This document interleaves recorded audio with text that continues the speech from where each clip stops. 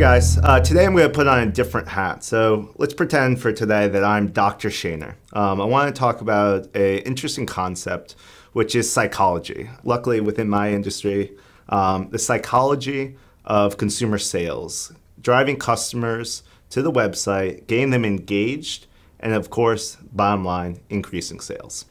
Long gone are the days where you can just spin up a site, throw some marketing budget to drive customer traffic to your website, and sort of take your foot off the accelerator. Hope for sales, build a big business.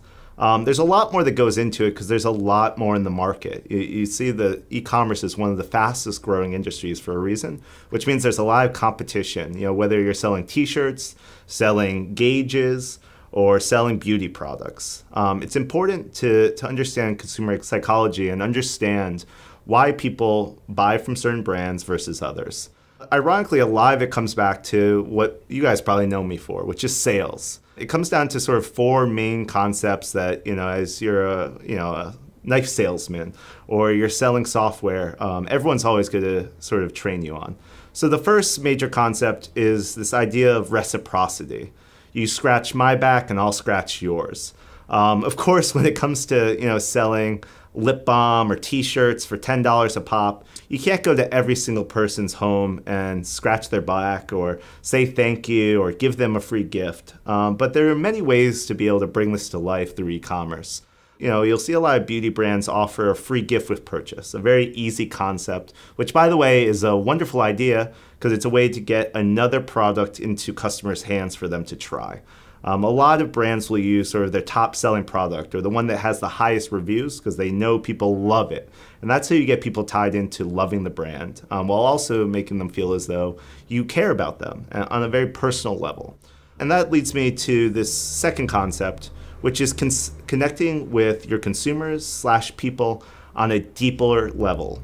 So it's not good enough to have a good brand today, to have awesome t-shirts that are made of Egyptian cotton, because there are a lot of brands doing that. You have to find a way to be able to connect and engage with consumers on a deeper level, an emotional level.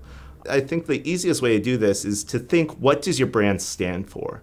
And shout from the mountaintops about this concept. A good example is Tom's. I think we all know Tom's.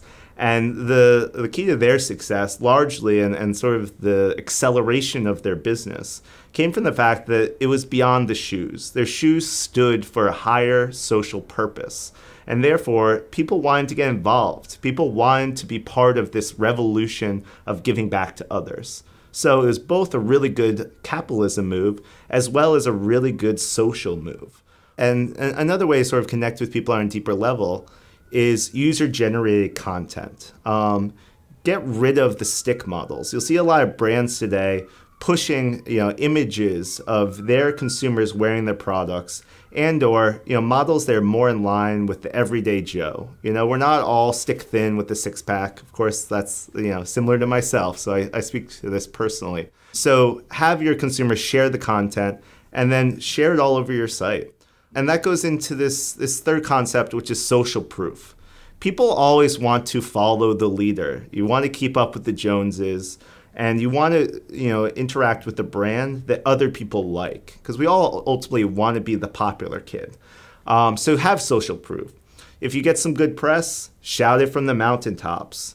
If you have 1,000 people that are hashtagging your brand, make sure that they are being shared to your website so that consumers that are interacting with the brand for the first time know that this is a really popular brand that people are passionate about.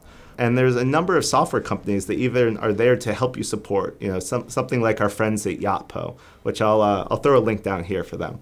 The final idea is scarcity. So when it comes to sales, I'm sure we've all been on the other side, and some of you watching this video might even have had to deal with me on sales. For us, we're always pushing the idea of scarcity, which is a reality. We only have so many high-quality developers.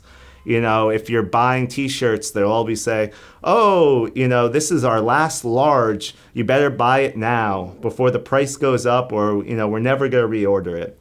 And so you bring this idea online. You'll see a lot of brands pushing, a countdown clock. This sale is the last great sale that's ever going to happen. And you'd be surprised how effective that is. This idea of scarcity, that you might not have the opportunity to get this amazing product, especially if someone is connecting with you on a deeper level, will drive you to take action now.